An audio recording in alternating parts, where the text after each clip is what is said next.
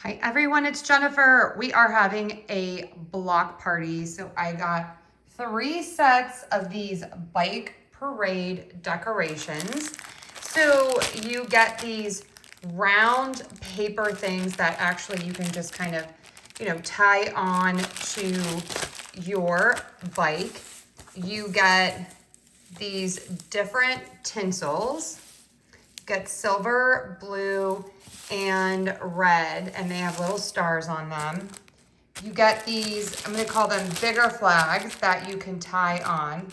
And then you get these smaller flags, and they come with a flag pole that you can put on there.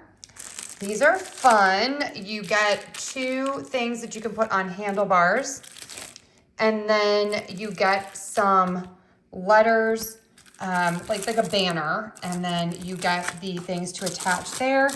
Oh, and then these are fun. You get some tattoos and some zip lines to attach everything. This is fun. I am super excited. It makes party planning so easy. If you're getting ready for America 250, stock up now. These are going to sell out. Love these.